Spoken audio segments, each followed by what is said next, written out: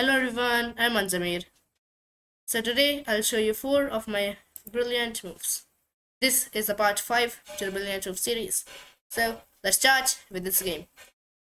I'm white in this. So e4, knight to f6. This is called the Alekhines defense.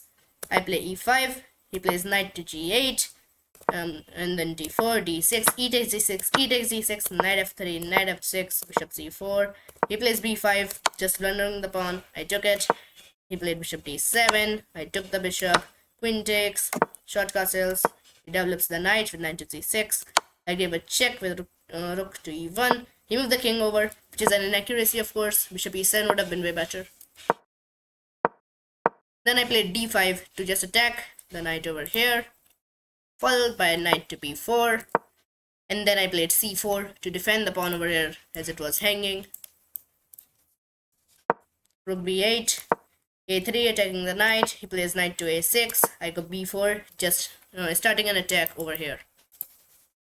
Then he goes knight takes, and then I play pawn takes. He goes rook takes b4, and here is a brilliant move. So the brilliant move here is rook takes a7, just hanging the knight because that is check, and he loses the queen. Or actually, a better move here is queen to a4, threatening the mate if that knight ever moves. So that was a brilliant move. He played king to c8, seeing the threat of rook to a8. And then I developed the knight, c6, d takes c6, and then queen takes c6, knight to d4, queen b5, knight takes b5, knight h5, and rook to e8 is checkmate. That is a ladder checkmate. A very, very popular mate. Okay, now this is game number 2. I'm again white, e4, c5, this is the Sicilian, knight f3, g6, this is called the hyper-accelerated dragon variation, d4, c takes d4, knight takes d4, bishop to g7, I developed the bishop with bishop c4, knight c6, knight takes, b takes, short castles, e6, knight c3, knight f6, just developing, I play bishop to g5, pinning the knight to the queen, h6, bishop h4, g5, bishop to g3, and he short castles with his king being open. So I play e5, attacking on the center. Place knight to d5. Knight takes, c takes, bishop d3, queen to c7, queen h5. He plays bishop to b7, which is a mistake because of f4, which I did play. Then g takes f4, bishop takes f4, bishop takes e5, and then I took that pawn. A better move would have been to just take this, but I thought that was just basically a force mate. He plays f5, which was the only move. I gave a check, king h8, and here's a brilliant move. So the brilliant move here is decently hard to find. It is rook to f3, just giving up the bishop because that will be mate, of course. A side file mate. And then he moved the bishop back. I gave a check like that. King g8, bishop takes c7, taking the queen. He goes rook to f6, queen g5. Over here there was a mate in 9, a simple mate in 9, like that. And you actually play bishop to e2 here, aiming for that mate. Rook g8, bishop h5, king e7, bishop takes g6, and he can go either here or there. If he goes here, you just go bishop h5 for that. And then if he moves back, that is just mate. Also, it is just mate either way. If he just plays like d4, you go queen to g6, and queen takes bishop is mate. So that was a mate at 9 with that, which I missed. I came back. He played rook a to f8, rook g3, rook cf7, and then bishop e5. And he just resigns because it is a forced mate like that. So if he just plays a random move, I can just go bishop takes d7, and the game will be over. Alright, so this is game number 3 now. e4, c6, knight f3, d5, e takes, c takes, d4, bishop g4. This is the Caro-Kann. I give a check, he blocked with the knight, I took the knight, pawn takes, c3, e6, short castles, knight to f6. I go h3, attacking the bishop, of course. And then he takes, I also take, bishop e7, rook e1, short castles, bishop g5, attacking the knight. He goes queen to b6, attacking this pawn. I push it, he plays c5, I take the pawn, queen takes, b4, attacking the queen. He goes queen to c7, I go bishop f4, attacking the queen again, bishop d6, blocking, and then takes, knight to d2, developing the knight, rook f c6, attacking my pawn over here on c3.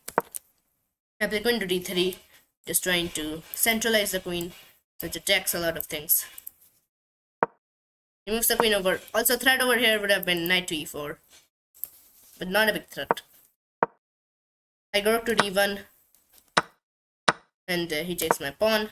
I go knight to b3, and then rook c2, a3, and then he plays knight to e4. I go knight to d4, and he plays rook takes f2, thinking that's a free pawn, but it isn't a free pawn because of the brilliant move here. So the brilliant move here is rook takes knight, because when he takes, his rook will be hanging, and the game is just over. You just play some moves. I'm up a knight. This is a very simple endgame to win. I bring my king to the opposite direction, because that is what you're supposed to do in this opening, or no, in this endgame. And over here, I actually blunder a draw. But here I was just winning. I just had to play king to d5, and it would have been completely winning. But since it was a blitz game, and I was just playing moves very fast, I just blunder a draw. But he didn't. He just blunders. And then I take his pawn. I take the other pawn. And I push my pawn. And I won. He resigns.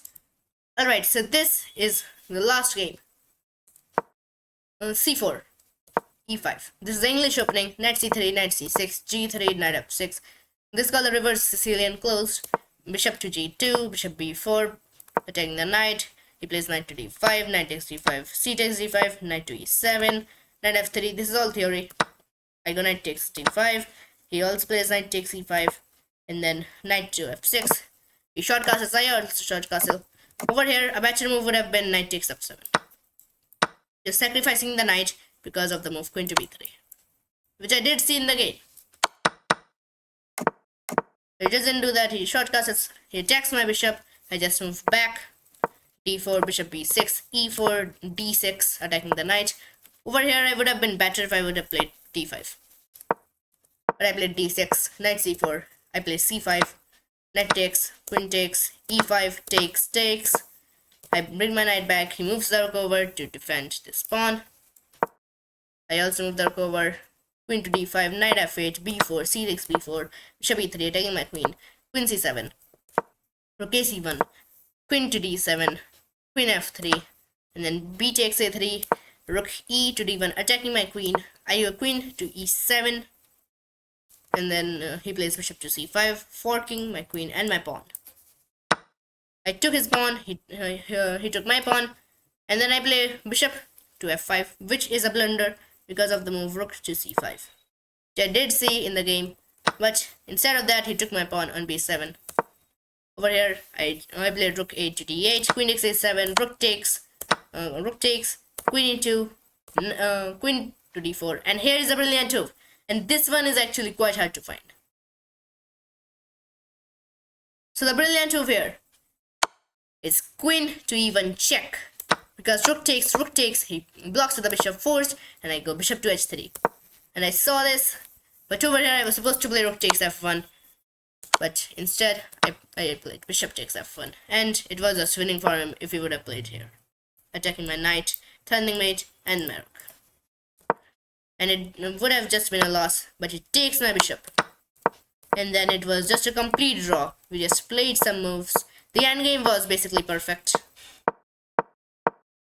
even with 36 seconds. I played a really good endgame.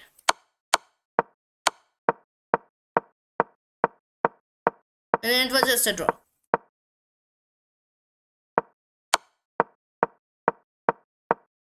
We just maneuvered, and this was a threefold repetition. So thanks for watching. Please like, share, and subscribe. The part 6 will be coming out very soon as well. So bye.